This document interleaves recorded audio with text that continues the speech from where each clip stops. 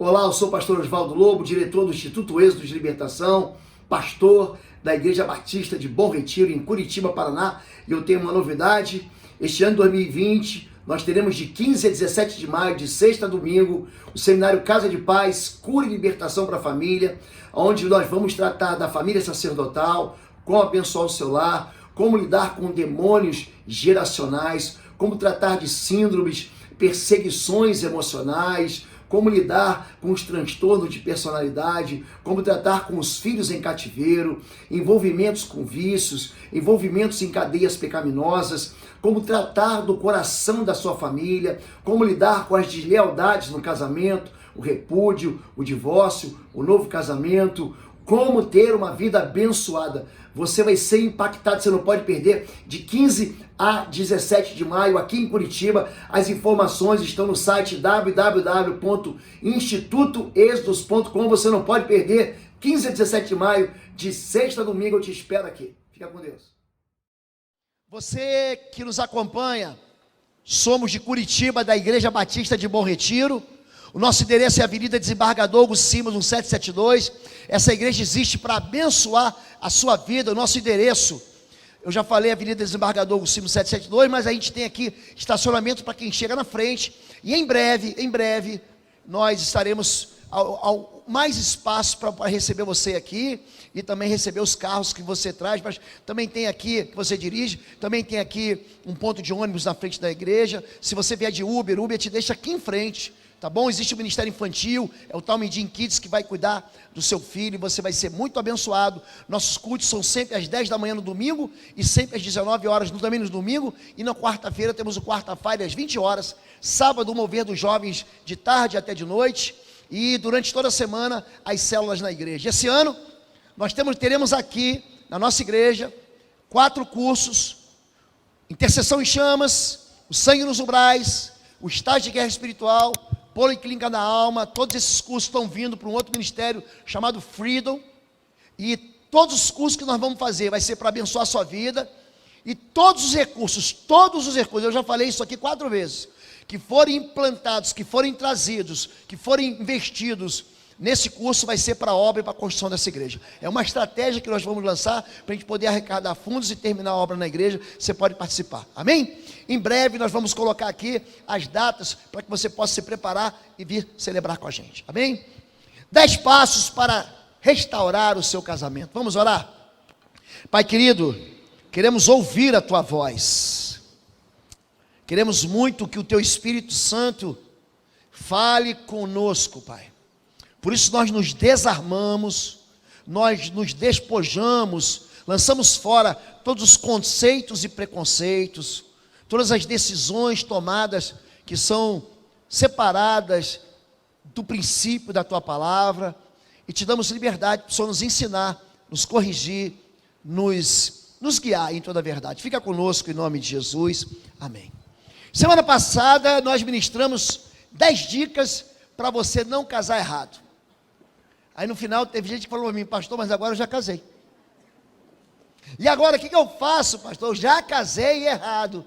Então nós vamos continuar a partir de agora. O que nós vimos semana passada? Número 1, tem gente que casa errado porque vive esperando que a pessoa mude depois do casamento. Não vai mudar. Se você não pode casar, se você não pode conviver com uma pessoa hoje, ela não vai melhorar amanhã, ela vai só piorar. A única coisa que você pode esperar é que ela vá piorar, só isso. Então não se case com o potencial. Eu acho que ele vai virar uma bênção. Se ele não é uma bênção hoje, não case com ele. Número 2, nós falamos que as pessoas casam errado porque se preocupam mais com a química do que com o caráter. Pastor, tem um negócio que eu chego perto dela, eu tremo. Assim sinto até um cara frio, pastor. O erro é você trocar a química pelo caráter. Número 3, não entende que o casamento é uma aliança. E a aliança é inquebrável. O que Deus une, você não vai conseguir separar. Então existe um amálgama, existe um fator aglutinador que vai impedir que essa aliança que você fez espiritual se quebre. Número 4, não partilha metas de vida e prioridades em comum. É gente que já casa falando assim: ó, eu caso, mas eu não gosto disso, e você gosta disso, Um não gosta, o outro gosta, um quer ir para a direita, outro quer ir para a esquerda, e a casa está dividida. E a casa dividida não subsiste. Número 5.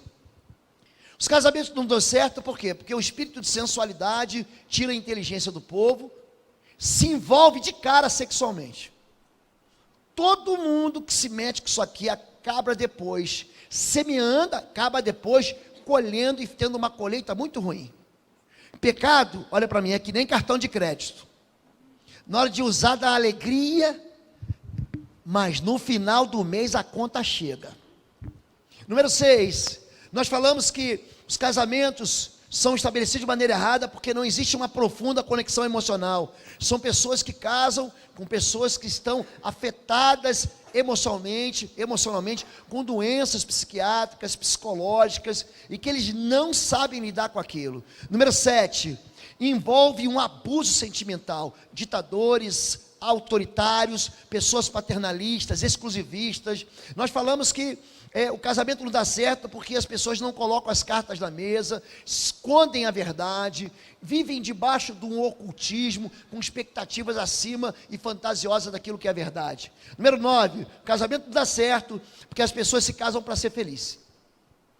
Eu sou infeliz, então vou me casar, aquela mulher vai me fazer feliz. Então aprenda, casamento não é remédio para a felicidade. Posso ouvir um amém? O casamento não vai te deixar feliz. O casamento, a felicidade não é o lugar que você chega. A felicidade é o caminho pelo qual você vai.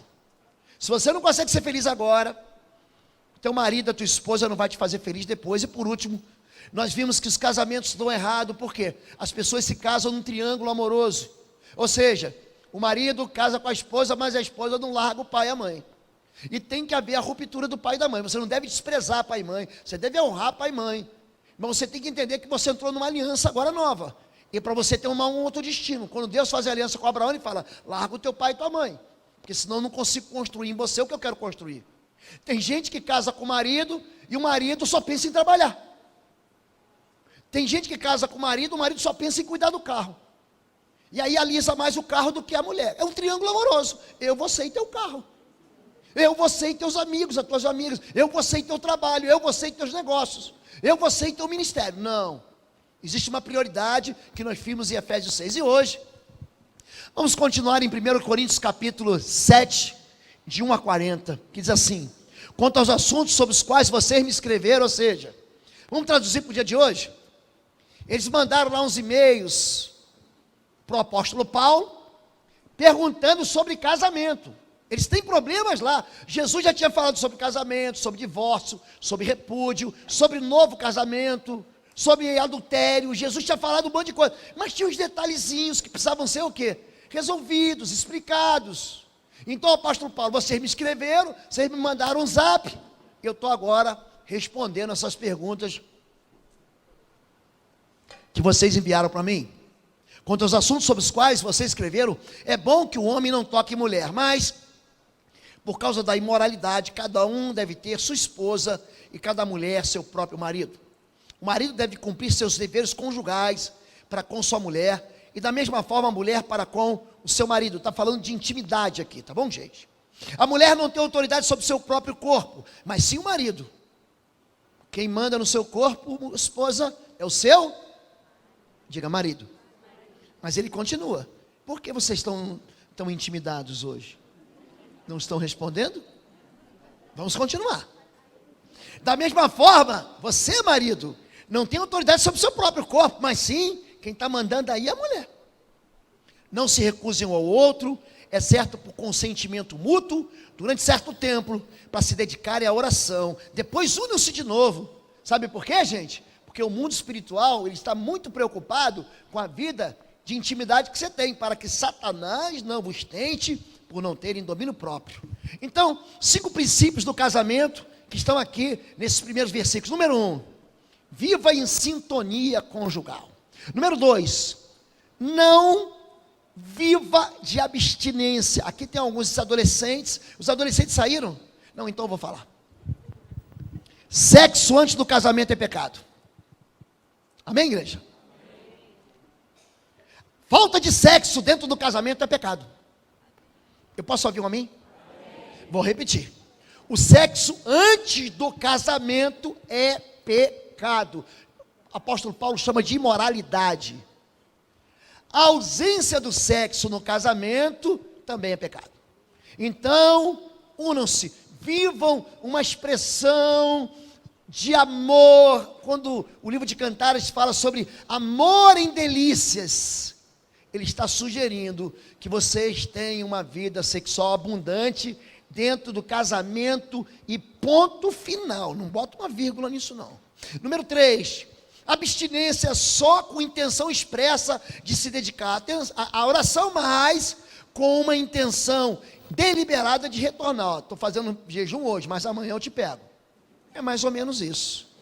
É mais ou menos isso. Número 5, existe o interesse maligno na vida conjugal. Agora, pastor, eu posso me divorciar? Gente, o que eu recebo de pergunta assim.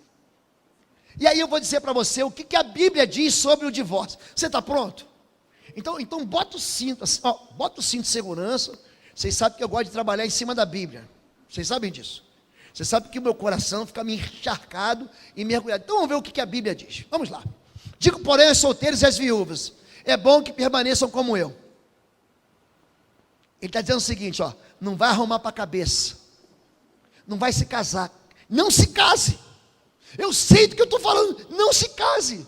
Apóstolo Paulo, eu casei e o casamento é maravilhoso. Deus diz que não é bom que o homem esteja só, falhei uma ajudadora, ele se unirá à mulher, será uma só carne, e no final ele diz, e viu o que fez, era muito bom. Para mim o casamento é muito bom. Mas o apóstolo Paulo viu que na sua experiência pastoral, ele falou, você está solteiro? Se casa não.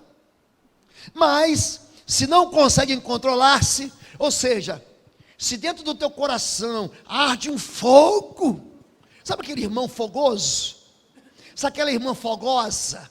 Aquele irmão cheio de hormônios transbordando? Então se case, mas se não conseguem controlar-se, devem casar-se, pois é melhor casar-se do que ficar ardendo de desejo. Aos casados, dou este mandamento, não é mais o Senhor, que a esposa não se separe do seu marido, mas se o fizer, que permaneça sem se casar, ou então, reconcilie-se com seu marido, e o marido não se divorcie de sua mulher. Aos outros, eu mesmo digo isto, não Senhor, se o irmão tem mulher descrente, ó, você não era crente, aí você se converteu e sua esposa não se converteu. Se o irmão tem mulheres descrentes, e ela se dispõe a viver com ele, não se divorcie dela. Se uma mulher tem marido descrente e ele se dispor a viver com ela, não se divorcie dele. Pois o marido descrente é santificado por meio da mulher, e a mulher descrente é santificada por meio do marido. Se assim não fosse, seus filhos seriam impuros, mas agora são santos. O marido crente, ele santifica a herança, santifica os filhos. Não há uma razão para o divórcio, não, ela não é crente. Bom, você se converteu durante a jornada, você já estava casado. Todavia, se o descrente se separar, que se separe em tais casos. Agora presta atenção, o irmão ou a irmã não fica debaixo de servidão.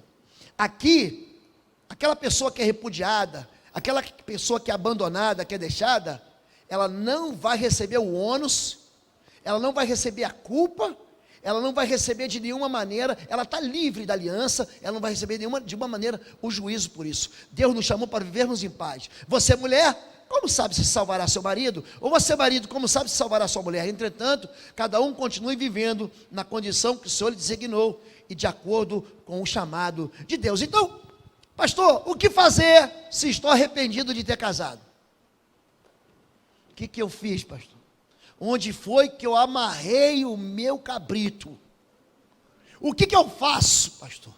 Eu casei, mas estou arrependido. Você tem duas opções. Se o teu casamento está insuportável, você vive uma violência doméstica, você apanha em casa, ele se envolve com drogas, traz droga para dentro de casa, ele abusa de você, ela abusa de você, te trai constantemente, não há assim uma segurança na relação afetiva. Ou você separa e fica solteiro, ou então você se reconcilia. É isso que ele fala, 1 Coríntios 7, 10 a 11. São duas opções. Se separe e fica solteiro, ou então faça a reconciliação. Agora, você está casado com um não cristão? Você se converteu, seu marido não se converteu, você se converteu, sua esposa não se converteu. Bom, primeira coisa que ele fala, é rebeldia, casar-se com um incrédulo. Nós falamos sobre isso na semana passada. Quero animar você para assistir a mensagem, 10 princípios ou 10 dicas para não se casar errado. Número 2, sim, devo permanecer casado, pois a conversão não altera a aliança que eu tenho com meu cônjuge. Número 3, eu devo investir no casamento misto. Então eu sou crente, me converti, e a minha esposa não. Ele está dizendo que o incrédulo é trazido para perto de Deus por causa do meu testemunho. O meu marido não, seu marido. A minha esposa pode se converter. O meu cônjuge pode se converter. E os filhos vão ser incluídos na bênção. E a fé pode alcançar o cônjuge. Então permanece firme. E por último, e se o incrédulo, pastor, ele me deixou, ela me deixou. Quando há repúdio, o cônjuge crente fica livre do jugo conjugal. Ponto. Então, eu entrei num site, eu gosto muito dele, chama www.familyfoundation.com, e eu peguei essa pesquisa científica que fala sobre divórcios e números do divórcio. 91% dos casais que se separam, as pessoas que são envolvidas na separação, têm um forte sentimento de fracasso que se estende a todas as áreas da sua vida, não apenas a vida afetiva. Em segundo lugar, 81% das pessoas que foram entrevistadas, eles não queriam a separação, mas eles reconhecem que eles precisavam de ajuda e não buscaram ajuda ou não creram que havia uma ajuda possível. 82% também se divorciaram no segundo casamento. Eu vou largar essa mulher, eu vou largar esse homem, eu vou procurar outro melhor, e quando vê, o problema não é ela, o problema é ele. Então ele vai passando de relação em relação, de casamento em casamento, de ferida em ferida, de machucado em machucado. Por quê? Ele está sempre colocando o outro como um problema. Número 4, 78% das pessoas que se arrependeram, até 2 anos, ele fala assim, que besteira, eu devia ter ficado casado. Se separou, aí faz uma pesquisa depois de 2 anos, eu não devia ter me separado. E por fim, 88% dos casais que conseguiram ajuda, que buscaram apoio, que receberam aconselhamento, 88% restauraram o casamento. São números. E a matemática aqui não deixa a gente mentir. Então, quando o cristão não é casado, há uma expressão, para encerrar aqui, para a gente poder entrar no assunto. Você está casado? Não procure separar-se. Está solteiro? Não procure esposa. Mas se vier a casar-se, não comete pecado. E se a virgem se casar, também não comete pecado. Mas aqueles que se casarem, enfrentarão muitas dificuldades na vida. E eu gostaria de poupá-los disso. Ele está dizendo que casamento, olha para mim, dá trabalho. Você está entendendo isso? Diga dificuldade. Eu quero poupá-los do sofrimento. É isso que ele está dizendo. Você vai pegar 2 pessoas que saem de famílias diferentes, de economias diferentes, de vidas emocionais diferentes, de estruturas filosóficas diferentes, de pensamento diferente. Você vai pegar os 2, gente, e vai botar dentro de uma mesma casa, para eles viverem por resto da vida, até que a morte os separe. Casamento, gente, é um negócio interessante. Deus pegou, colocou o homem e a mulher dentro do jardim do Éden. Um mundo perfeito, sem pecado. Eles conseguiram, dentro do casamento, fazer uma lambança, os 2.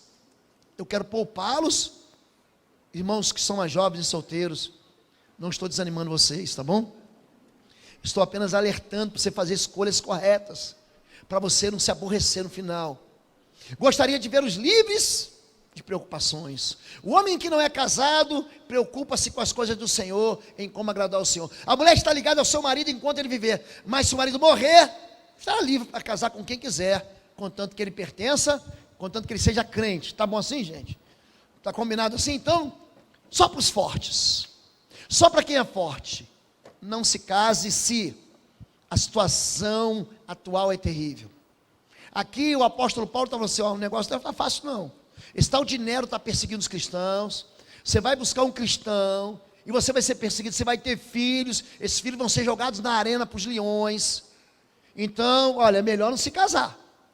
Você vai ser poupado de sofrimentos, de preocupações adicionais. Então não se apegue a nada nesse mundo, porque Jesus está voltando, e não invista no mundo em desintegração. Então isso que ele está falando essa é uma palavra que não é para todo mundo.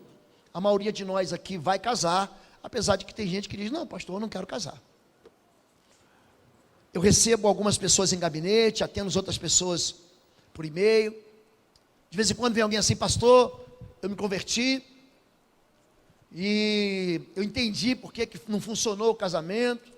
É porque eu não tinha Deus, agora eu sou crente e quero casar, eu estou no terceiro, no quarto, no quinto, no sexto casamento, agora eu quero a sua bênção para eu casar. Eu digo, não vou dar bênção, não dou. Você já experimentou 1, 2, 3, 4, 5, chega. Casamento não faz a gente feliz. Então não é a mão do pastor que vai fazer isso, é um coração fiel, que diz, eu não vou largar o osso. É um coração que não é egoísta, é um coração, casamento é serviço. Você entra no casamento, mulher, por exemplo, é que nem transformador, você manda de 110, ela devolve 220. Se você fizer ela feliz, ela vai te fazer feliz. Agora, se você usar, abusar, explorar, vai acabar o casamento. Então tem muita gente que não entende o casamento e acha que é a mão do pastor, é a mão do sacerdote, é o óleo da unção, é a unção do Espírito. Não é, querido. É uma decisão de você construir uma aliança. As aplicações práticas disso tudo estão aí. Se você é solteiro, leve a tua solteirice, leve a tua virgindade, leve a teu celibato a sério até você se casar. Não jogue, não lance pérolas aos porcos. Não dê aquilo que é sagrado na boca dos cães. Número 2, se você não tem o dom do celibato, se case. Você é um moço, uma moça, você chega perto daquele rapaz que já está orando por você, e o teu coração começa a disparar, aí o teu cérebro é encharcado por noradrenalina, ele é encharcado por adrenalina, ele é encharcado por essas químicas da paixão. Se case. Agora, se você se casar, certifique-se que teu futuro marido, ele serve a Deus. Mantenha o seu casamento com o incrédulo se você se converteu hoje, e dê ao seu cônjuge a satisfação física que ele precisa. Amém até aqui, gente? Agora, quais são os 4 grandes mitos de gente que está passando por crise no casamento? O primeiro deles é: filho une o casal. Aprenda isso. Filhos não unem o casal, os filhos separam o casal. Enquanto você não tem filho, o seu marido é só teu, a sua esposa é só tua. Depois que teu filho nascer, aqueles primeiro ano, sabe o primeiro ano do bebezinho? A sua mulher vai ser 90% do seu filho. Ele vai roubar o coração da sua esposa. Vai. O homem é um ser muito simples. Homem, ele nasce de uma mulher, ele é amamentado por uma mulher, ele é cuidado por uma mulher, ele é criado por uma mulher, ele cresce, ele quer casar com uma mulher. Pronto. Ele é cuidado da mãe, gasta toda a energia dela com o quê, gente? Com o filho. E aí você vai ficar enciumado. Pode ficar enciumado. Filhos não usam. Pergunta aí as pessoas que se separam. Vejam busquem essas respostas. Quantos casais com filhos com menos de 3 anos se separam? Segundo mito: meu cônjuge já desistiu da relação, então eu vou resistir. Esse mundo é muito complicado. A gente vive debaixo de uma mídia. Essa nossa mídia, ela é uma minoria que nos oprime. Se você é contra elas, aí eles te chamam de misógino, eles te chamam, eles colocam o apelido de ser fascista, se você não concorda com eles. Você te coloca apelidos horríveis. Ele diz que você é preconceituoso. Mas não é isso. A Bíblia diz: entrou no casamento, não deu certo, separa. Mas a Bíblia não diz isso. O Deus que criou o casamento não diz isso. Então, se você entra numa empresa, se você entra num negócio, você está entrando numa partida de futebol, você está entrando num negócio dizendo que vai dar errado, vai dar errado. Não se entra no casamento para se separar. Não se entra no casamento com plano B. Não se pode entrar numa aliança pensando peraí, mas tem aqui o escape. Se não der certo, Eu tenho outro aqui, uma outra pessoa, que eu sei que se eu der uma ligada para ela, ela volta. Número 3, o mito que um bom relacionamento íntimo é a solução. É o mito de que, não, se você tiver um bom sexo, você vai ter um bom casamento. Preste atenção nisso. É um dos melhores ingredientes do casamento? Sim. Mas não é o único ingrediente do casamento. O casamento é feito de outras porções de amor, além da intimidade e da sensualidade. Você faz um bolo só com trigo? É isso, gente? Não, vou comer um bolo só com trigo? Não, você bota o quê? Manteiga, ovo, maisena, fermento. Se for bolo de chocolate nega maluco, o que você faz? Você bota um chocolate ali. Não é isso, gente? Você bota açúcar, você bota até uma pitadinha de sal. Um casamento que só tem uma coluna de sustentação, quando essa sustentação acabar, acabou o casamento. Qual é o quarto mito? É que o tempo cura tudo e não cura. O tempo não é curativo e nem remédio. Aliás, a procrastinação, para você ir lá e consertar, quando a pessoa continua empurrando com a barriga, tentando resolver do jeito dela, é justamente isso que vai levar ao quê? Ao divórcio. Porque o tempo não cura. Pastor, então, quais são aí essas 10 maneiras da gente restaurar o casamento? Eu vou tentar ser rápido. Em primeiro lugar, busque discernimento. Discernir é você enxergar, interpretar da maneira correta a verdade. Mateus 7,5, Jesus diz: hipócrita, tire primeiro a viga do seu olho, então você verá claramente para tirar o cisco do olho do seu irmão. Tem marido e tem esposa que só consegue ver defeito. Já viu gente que diz: não, o problema é a mulher que você me deu, é Adão. Adão, ele fala isso. Adão, você comeu, você abandonou a proteção que eu te dei. Por que você rompeu a fronteira? Por que você passou dos limites, Adão? Onde você se meteu? Onde você está, Adão?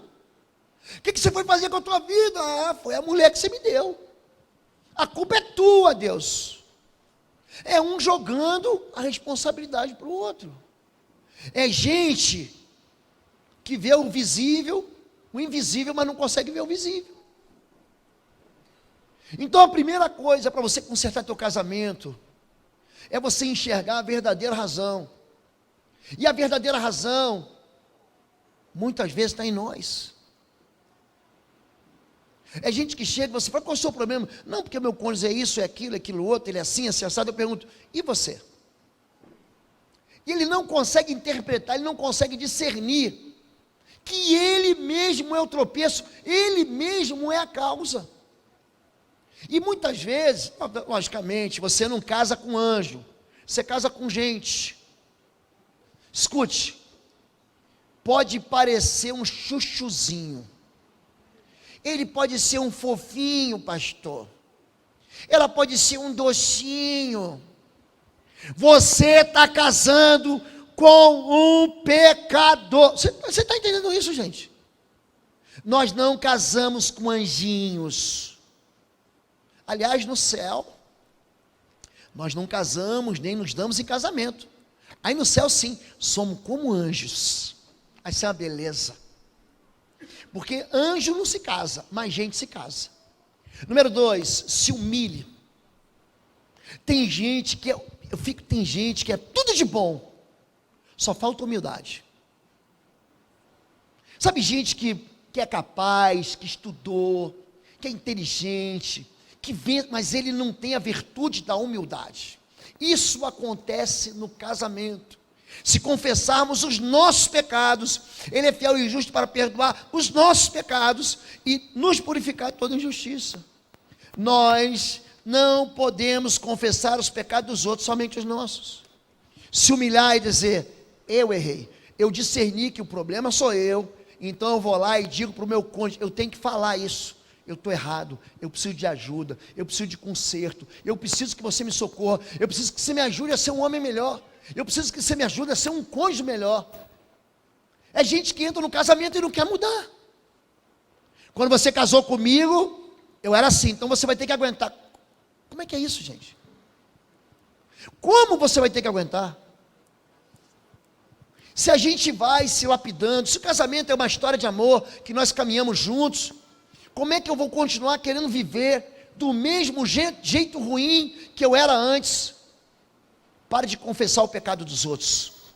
Pare de apontar o dedo para os outros. O que nós falamos antes é gente que quer, o sujeito é cego e quer ser oftalmologista. É cego. Ele não enxerga. Jesus diz primeiro, tira a trave do teu olho, porque senão você não vai conseguir enxergar o cisco no olho do teu irmão. E depois que você enxergar e se humilha, diga assim, ó, o erro foi meu. Fui eu que abri possibilidades de pecado, fui eu que te tratei mal, fui eu que fui estúpido, fui eu que não atentei para as tuas sensibilidades. Gente, muita coisa de confusão em casa a gente resolve, sabe o quê? Pega a tua mulher no colo, senta ela no colo e fala, se acalma que eu estou aqui. Sabe o que significa na saúde e na doença? Porque você faz aquela promessa, eu te prometo ser fiel na alegria e na tristeza, na saúde e na doença. Alegria e tristeza. Haverá dias que serão ruins. Haverá dias que serão bons. Nos dias ruins, quando você estiver fraca, eu vou te proteger. Quando você estiver com medo, quando a gente estiver passando por problemas, a gente vai orar juntos. Mas em todo o tempo eu não vou te abandonar. Eu vou ficar com você até o fim. Número 3. Pare então de culpar o outro. Pare. Semelhantemente, a língua é um pequeno órgão do corpo, mas se vangloria de grandes coisas. Veja como um grande bosque é incendiado por uma simples fagulha. Assim também a língua é um fogo e um mundo de iniquidade, colocado entre os membros do nosso corpo, contamina a pessoa por inteiro, incendeia todo o curso da vida, sendo ela mesma incendiada. Por quem, gente? Por quem, gente? Pelo inferno. Tiago, irmão do Senhor, escreve essa carta, e ele diz que aquilo que sai da boca do homem, pode estar sendo contaminado pelo inferno. A boca fala, gente, do que está cheio o coração. Tem muita gente que quer fazer DR, quer discutir relação, quando ele já está cansado. À noite não é hora de discutir relação, é hora de dormir. É hora de descansar, é hora do aconchego. É hora de você ter um ambiente próprio. A tua casa tem que ser um local onde te permita você respirar. Gente, eu sempre saí do meu trabalho. Eu tinha um sargento amigo meu, muito engraçado, da Assembleia de Deus, sargento Dário. Gente, pensa num homem, ele era muito gordo, muito gordo. Muito gordo. E a gente via falando para ele, rapaz, faz uma cirurgia bariátrica. Ele, não, se eu fizer eu morro. Eu falei, por quê? Porque eu quero continuar comendo. E ele tinha, gente, ele almoçava às 11 da manhã, o almoço era 12:30. Ele almoçava com a guarnição de serviço às 11 da manhã. Aí no final do almoço, todo 12:30, ele aparecia para comer mais um pouquinho. E quando dava 3 da tarde, eu sentia, ele trabalhava na secretaria, eu sentia o cheiro de uma pizza. Ele comia sozinho uma rodela de uma pizza com uma Coca-Cola de 2 litros.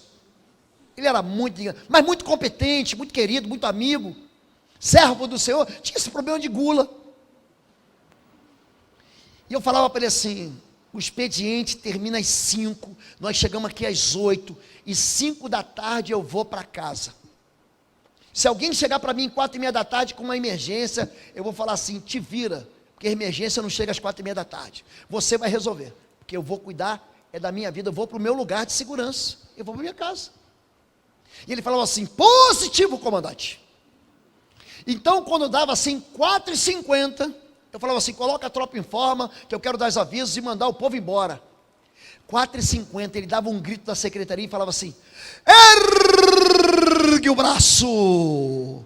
Se você assiste televisão e já ouviu o Galvão Bueno narrar um jogo, quando acaba o jogo, ele fala, ergue o braço, acabou. Amanhã tem mais para trabalhar, amanhã tem mais para a gente fazer. Vai para casa. Mas quando o lugar da casa é um lugar de crítica, onde a tua boca só reclama, tem gente que só reclama, só aponta o dedo para os outros. Eu vou falar mais um pouquinho sobre isso. O coração angustiado, frustrado, aquele coração que não consegue ver nada de bom. Já viu gente que não consegue ver nada de bom? Ele acaba cansando a pessoa. Deixe Deus ser Deus. Mas às vezes a gente tem que deixar de ser chato. E tem gente que infelizmente é chata. Número 4, dê um basta na carnalidade. Provérbios 15:1, a resposta calma desvia a fúria, mas a palavra ríspida desperta ele. Vocês estão vendo que eu estou traçando um caminho aqui? Uma direção para vocês saírem de dentro do calabouço? A resposta branda desvia o furor. Quando seu esposo, sua esposa vier zangado, abaixa o tom de voz, abaixa a entonação, porque um vem quente, o outro está fervendo. Jesus manda a gente acabar com o ciclo do ódio. Eu aprendi a ficar calado, a gente vai amadurecendo. Não adianta discutir, eu não discuto mais. Você quer ter razão? Fique com a sua razão, que eu vou ficar com a minha paz. Eu não quero mais ter razão. Eu dou um caminho, se você quer seguir o caminho, segue, se não, quer quebrar a cara, quebra a cara. Quando Jesus fala sobre isso, ele fala, não resista ao perverso. Ao que te ferir, oferece outra face. Se alguém te obrigar a caminhar 1 milha, vai com ele 2, e se ele te pedir a capa, dá também a túnica. Olha, não resista a quem te pede emprestado, faça o bem a que te faz mal. Ele manda você acabar com o ciclo do ódio, porque se você responde com violência para uma pessoa que quer brigar, vocês vão brigar. E tem gente que está tão irritado que quer brigar. E você sabe que quer brigar, mas eu não estou afim de brigar. Quer brigar? Briga sozinho. Amós 3,3 diz, andarão 2 juntos se não estiverem de acordo. Minha mãe dizia, quando um não quer, 2 não brigam. Sua mãe dizia isso? Deixa de carnalidade. Tem gente que até se mostra, você olha para esse cara, é espiritual. Não ora, não jejua, não lê a palavra, não está nos cultos, só aparece para reclamar. Só. Tem mulher que não entendeu isso ainda. Tem homem que não entendeu isso ainda. Nós vivemos num mundo, somos de carne e osso, mas a nossa resposta não pode ser carnal. A nossa resposta não pode ir além daquilo que Jesus nos permite ir. Ele diz, ame o que te persegue. Fale bem do que te fala mal. Canso de falar bem de quem fala mal para mim. Eu entro no quarto, falo, Senhor Deus abençoe fulano, ciclano. Eu faço isso. Eu estou combinando com Deus de fazer aquilo que Deus falou para eu fazer. Carnalidade, o que é? São obras da carne, invejas, porfias, iras, bate-bocas, confusões. Isso é obra da carne, não é obra do mal, não. É a nossa carne que faz isso. Número 5, expectativas irreais geram brigas. Provérbios 25:24. Melhor é morar só num canto de telhado do que com a mulher briguenta numa casa ampla. Tem gente que gosta de brigar. Tem gente que gosta de competir. Você talvez tenha casado com uma pessoa assim, você pode até cutucar ele de leve aí. Está vendo? Tem gente que já acorda com vontade de bater boca. Tem gente que está esperando você para quê? Para você brigar. É gente que cria em casa um ambiente de hostilidade. Os filhos estão vendo isso. Eu tenho ensinado aqui. A quantidade de filhos de descrentes desviados é um negócio doido, hein? Doido. É uma geração de perdidos. A gente chama isso de igreja flutuante. A gente chama isso de igreja desviada. Você está na tua casa e você fica falando mal de igreja, fica falando mal da tua esposa, fica falando mal do teu marido. Você está ensinando ele, devagarinho, através da tua visão distorcida, através do teu comportamento distorcido, a ele odiar aquilo que ele devia amar. E quando você cria uma expectativa irreal, pastor, mas eu sonhei, eu achei que ele viria hoje e faria isso. Querido, presta atenção. Quando o homem nasce, ele não recebe uma bola de cristal. Adivinhação é pecado. Você está entendendo? Então você tem que falar a verdade.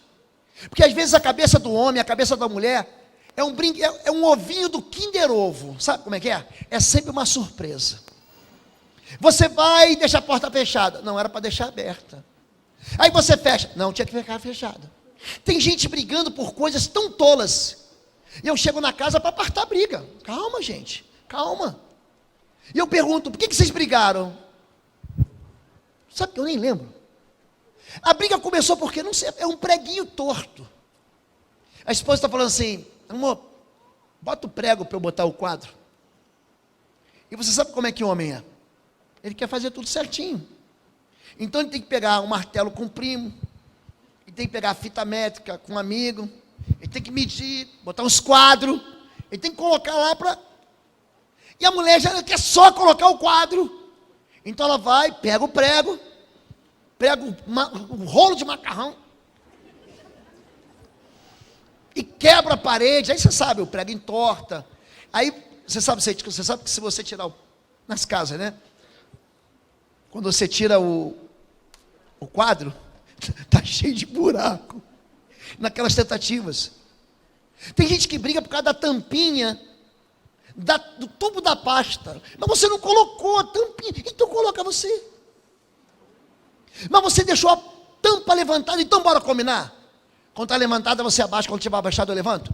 Está resolvido. Gente, são coisas simples e que as pessoas transformam numa confusão. Número 6. Devia ser o número 1, mas eu tenho uma razão para estar aqui. Convide Deus para a sua aliança. Enxergue um mundo além do que seus olhos veem. Pois a nossa luta não é contra pessoas. Você não está lutando contra a sua esposa. Não é gente de carne e osso. Mas contra poderes e autoridades, contra dominadores deste mundo de trevas. Contra as forças espirituais do mal nas regiões celestiais. Olhe para mim. Não ignore o mundo espiritual. Não fique imaginando que quem quer que você se separe é só alguém que... Porque você sabe, entre duas pessoas que se amam, tem uma terceira pessoa torcendo para você quebrar a cara. Tem gente da sua família que não quer que você continue casado com seu marido. Tem parente teu que você quer que você deixe sua esposa. Tem gente torcendo contra. Muito mais do que isso. Existe um mundo espiritual que odeia o casamento. O diabo odeia o casamento. Odeia. Ele destrói qualquer fundamento de princípio de Deus, e o casamento é uma instituição de Deus. Ele vai fazer de tudo para você ficar decepcionado e largar o teu cônjuge. Porque quando você larga o teu cônjuge, presta atenção nisso, gente. Quando você larga o teu cônjuge, você não cumpre o propósito de Deus aqui na terra, que é estabelecer, através da sua descendência, da sua família, o reino de Deus aqui na terra. Número 7. Chega de drama. Gente, tem um negócio que eu não gosto, é de gente dramática. Já viu gente dramática? Hoje nós estávamos ali comendo churrasco, aí tinha uma menininha perto da gente. Ela estava sentada na cadeira. A cadeira deu uma desequilibradinha. Não aconteceu nada com ela. Abriu um berreiro, mas não era nada. Aí chegou o pai, deu um pedacinho de carne para ela. Lágrima de crocodilo. É gente que faz drama na frente do espelho e fica olhando. Pessoas dramáticas são cansativas, são infantis. Irai-vos e não pequeis, não se põe o sol sobre a vossa ira. Evite as comoções exageradas. O dramático é um homem, uma mulher que vive no carnaval. Já que semana que vem é carnaval, confundem fantasia com realidade. É isso que o dramático é. Vive assim no outro mundo, sob uma outra perspectiva. Tem um excesso de cobranças, é ciumento, é exagerado. Eu estou com um problema que foi no médico. O médico falou assim: você vai ter que usar óculos. Aí ele fala: olha por mim, pastor, porque o médico disse que talvez eu perca a minha vista e fique cego. É exagerado. O dramático, ele vai, entra uma farpinha no dedo dele, não tem uma farpinha de nada. Ele, eu estou tendo aqui, como é que chama quando o sangue não para de jorrar? Eu estou com uma hemorragia. É exagerado. aumenta as dificuldades. Para quê? Para chamar atenção. Ele vai se tornando assim.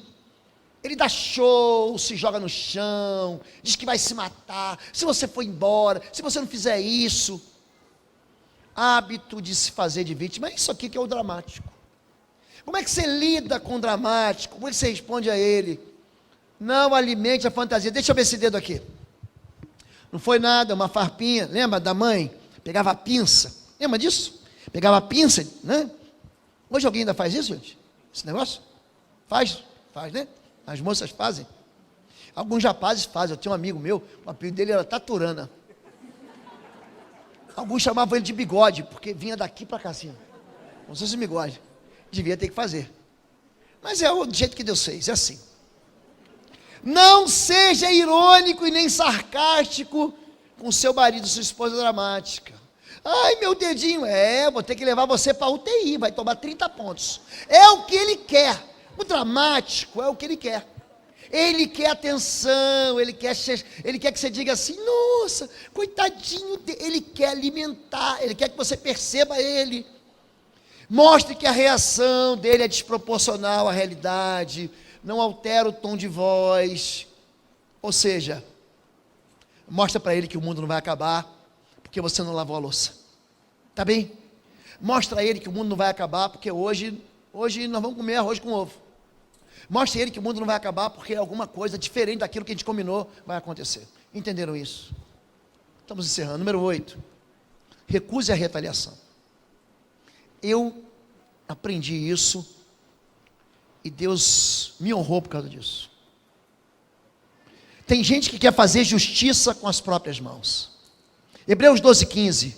Cuidem que ninguém se exclua da graça de Deus, que nenhuma raiz de amargura brote e cause perturbação, contaminando a muitos. Quando você quer devolver o mal com o mal, ele fez para mim, também não passo sal. Também não, eu não faço mais nada para você aqui em casa. Agora você se vira sozinho. Quando você quer devolver o mal com o mal, isso chama-se raiz de amargura. A raiz de amargura contamina a casa inteira. Você faz um bico. Você sabe quando a pessoa está vivendo em amargura, porque ela tem um negócio chamado tromba. Diga tromba. O irmão está de tromba, ele está de bico. Já viu bico? E tem gente que gosta de ver de tromba. Ele está sempre trombudo, ele está sempre bicudo, ele está sempre zangado, é um mimizento. Você tem que aprender a lidar com gente assim. Não retalie. Não é porque ele fez o errado que eu vou fazer errado. Por quê? Tem um amigo meu que diz o quê? Que 2 erros não fazem um acerto. Não é verdade, gente? Não devolva o mal com o mal. Se ele é mal, ele vai continuar semeando mal e vai continuar colhendo mal. Mas eu não. Número 9. Casamento não é para infantis. Então, cresça. Deixa de ser criança. Agora você casou. Então, enfrente o casamento com maturidade. Quando eu era menino, falava como menino, pensava como menino, raciocinava como menino. Quando me tornei homem, deixei para trás as coisas de menino. Está na hora de amadurecer. Está na hora de você deixar de ser infantil. Está na hora de você... Para de chorar e avança. Para de reclamar e rema. Você já viu alguém se converter, alguém mudar a história por causa de crítica, por causa de reclamação? A crítica é uma arte de apreciar méritos e deméritos, visando o benefício futuro. Mas tem gente que faz a crítica para te machucar. Aprenda com isso. Aprenda que isso não vai ajudar você. Eu nunca vi ninguém aqui chegar na igreja e falar assim: pastor, quero dar um testemunho aqui. Eu reclamei, eu xinguei, eu briguei, eu bati, eu humilhei e meu cônjuge mudou, ele é uma bênção. Você já viu isso, gente? Alguém já viu um testemunho desse? Não funciona. Casamento não é para crianças. Casamento é para gente que amadureceu, que tem resiliência, que é capaz de suportar os problemas da vida. Jesus fala: aquele que ouve essas palavras, as coloca em prática, é semelhante a um homem que edifica a casa sobre a rocha. Ele edifica a casa sobre a rocha. Vão vir problemas, tempestades, vão vir furacões, vão vir chuvas. Vão abalar a casa, mas não vão derrubar a casa. E por último, aprenda com seus erros. O passado é bom para a gente não cair nos mesmos buracos. 1 Coríntios 10:11, essas coisas aconteceram a eles como exemplos e foram escritas como advertência para nós sobre quem tem chegado o fim dos tempos. Ninguém é perfeito, mas a gente não precisa errar 2 vezes. Você já sabe que teu cônjuge não gosta, querido, a gente sai daqui. Quando chegar o mês de maio, mulheres, presta atenção, vai chegar o mês de maio, o teu marido vai sair do culto. E tem um negócio que normalmente ele gosta de ver, o que é? São os cavalinhos do Fantástico.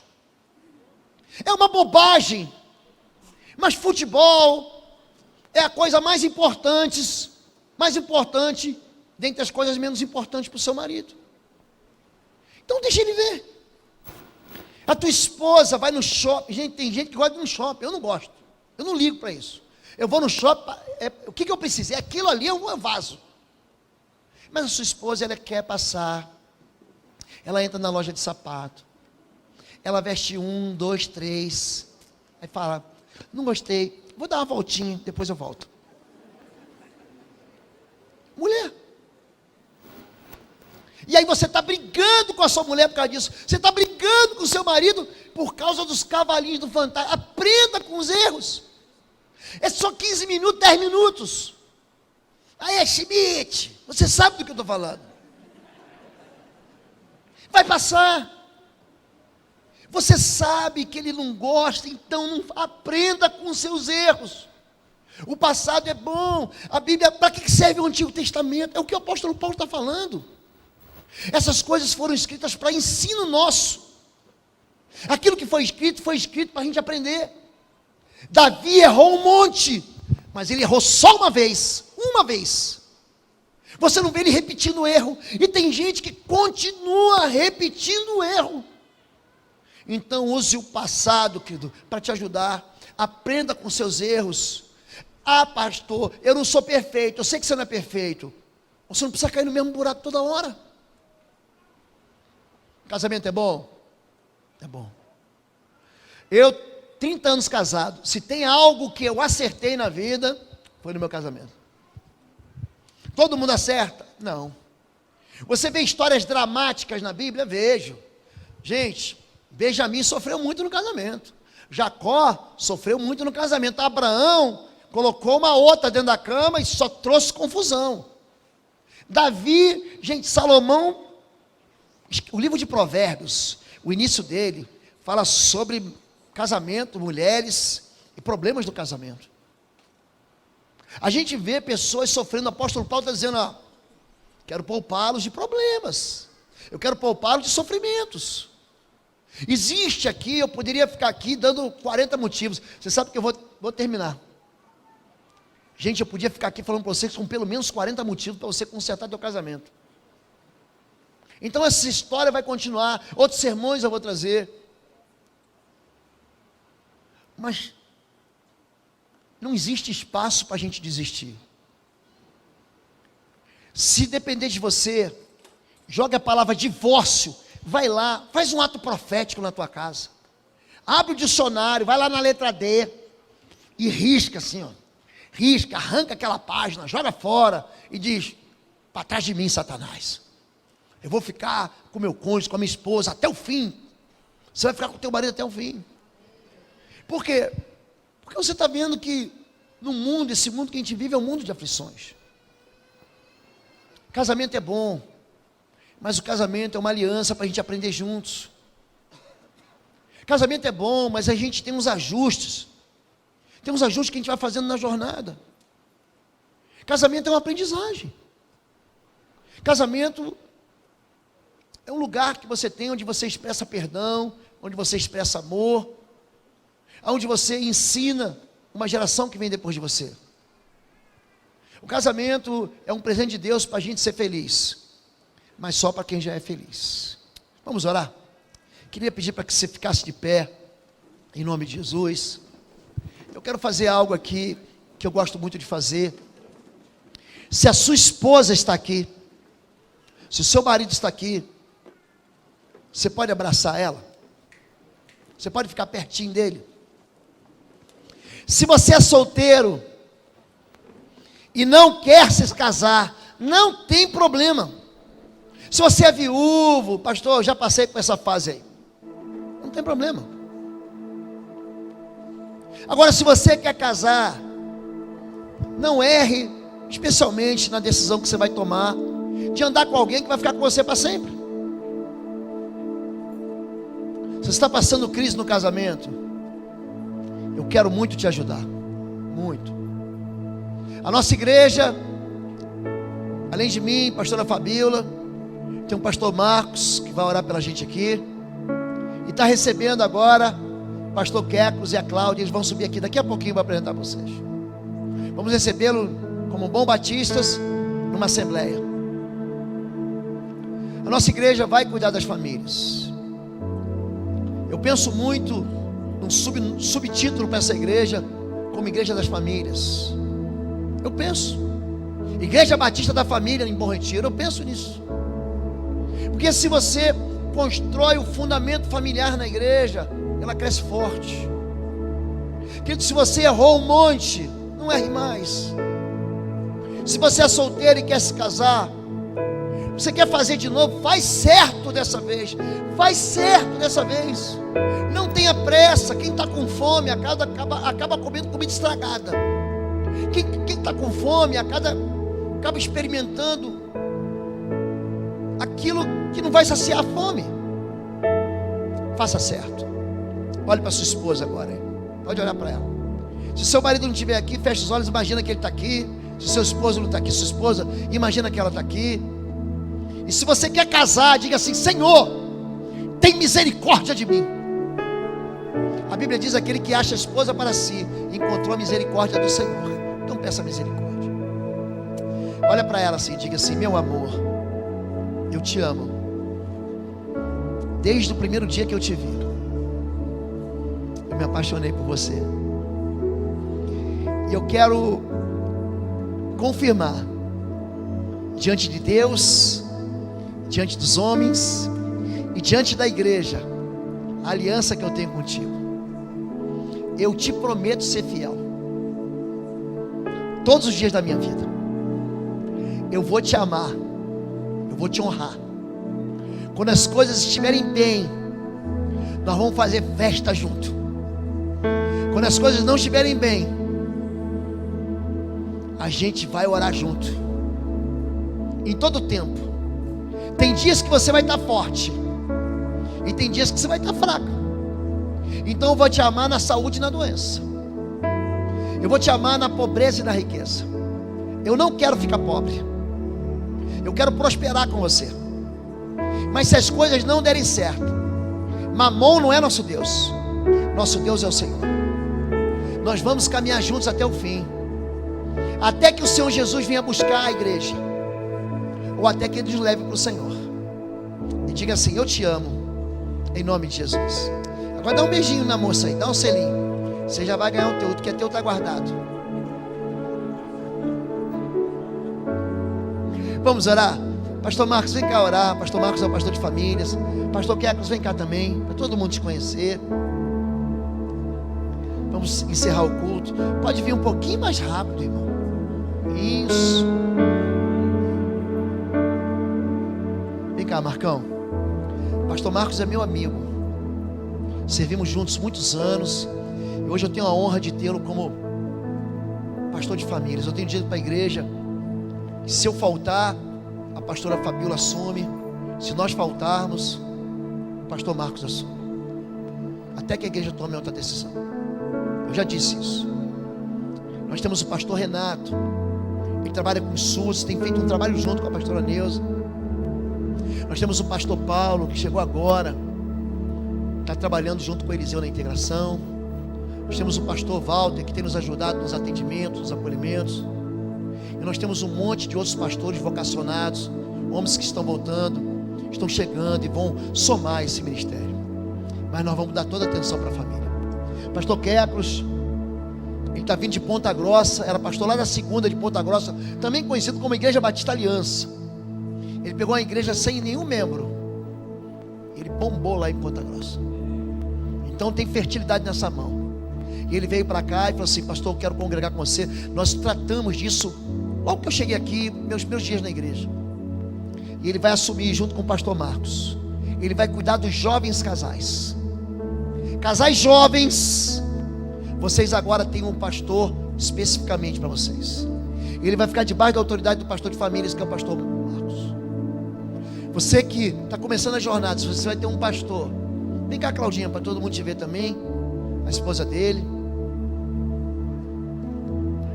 E são pais da Johanna. A gente pensa numa menina que tomou Red Bull. Johanna, vocês vão conhecer. Eles vão cuidar dos jovens casais. Eles vão cuidar dos jovens solteiros e dos solteiros. O ministério é... Como é que chama, pastor? A ministração que você faz? Do olhar ao altar. Do olhar ao altar. Ou seja, amor à primeira vista, do olhar ao altar. Ele vai começar a ministrar no coração de vocês, para os solteiros, para aqueles que são noivos, enfim. Essa parte vai ficar com eles, e ele tem a minha bênção. Então vamos ter uma assembleia para recebê-los, junto com o irmão Samuel e Andressa, né, Samuel? Dá um tchau para todo mundo ver. Vai assumir, vai ajudar no ministério de louvor, junto com o Max, e vai cuidar e pastorear o coração do nosso ministério de louvor, amém? Vamos orar. Pastor Marcos, conduz a gente em oração, ora pelas famílias, porque a gente já vai encerrar o culto.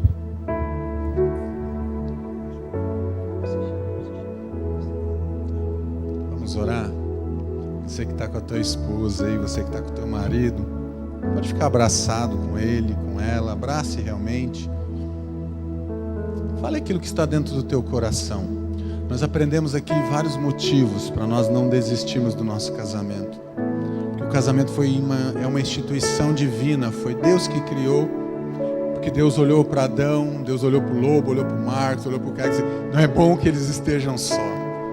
Ele nos fez uma ajudadora idônea para caminhar com a gente. Vamos honrar os nossos casamentos, vamos honrar as nossas esposas, honre o seu marido, honre a sua família que Deus te deu. Esse é o bem mais precioso, meu irmão. É o bem mais precioso que nós temos. Vamos orar? Abrace bem aí a tua esposa, dá uma apertadinha nela, bem perto de você. Pai, muito obrigado, Senhor. Nosso coração, Senhor, ele se enche de gratidão nessa noite, Senhor Jesus, por tudo o que o Senhor tem feito. Como é bom, Senhor, servir ao Senhor. Como é bom ter uma família para servir ao Senhor. Como é bom ter uma igreja para servir ao Senhor, Deus. Como é bom servir ao Senhor, porque o Senhor é o Deus da família. O Senhor é um Deus que tem cuidado de nós. O Senhor é um Deus que tem nos amado. E a bênção do Senhor, Pai, esteja sobre cada casamento aqui, Pai, representado. Que essa aliança que foi estabelecida, Pai, pelos teus filhos, num tempo atrás, quando eles decidiram casar, estar juntos, formar uma família, que essa aliança perdure até que o Senhor volte, ou até que a morte nos separe. Esse é o desejo do nosso coração, Pai. Vemos as famílias da tua igreja, Pai, servindo ao Senhor com alegria, ver os casamentos curados, ver casamentos restaurados, ver casamentos sarados, ó Pai. As pessoas ao chegarem perguntar qual é o segredo, e nós podemos dizer assim: é Jesus que está no nosso casamento. Então, Pai, abençoa, Pai, cada casamento. Talvez tem pessoas aqui que viveram até hoje, até esse dia, uma frustração dentro do casamento. Viveram casamentos disfuncionais, mas isso chega. Senhor, que o Senhor dê um basta em nome de Jesus, Pai. E que os casamentos sejam restaurados para a glória e louvor do Teu nome, Senhor. Aqueles que estão solteiros, Pai, que têm o desejo de casar, Pai, nós vamos casar todos os solteiros dessa igreja em nome de Jesus, Pai. Em nome de Jesus. Senhor, eu quero casar os meus filhos aqui nessa igreja, Senhor, em nome de Jesus. Abençoa, Senhor, cada vida, abençoa os corações, Pai. Abençoe os casamentos, abençoe as famílias e abençoe o Teu povo que celebra e adora o Senhor, em nome de Jesus. Amém, amém, amém. Vamos viver os nossos casamentos restaurados, cheios do fogo, cheios da alegria, mas cheios do amor do Senhor.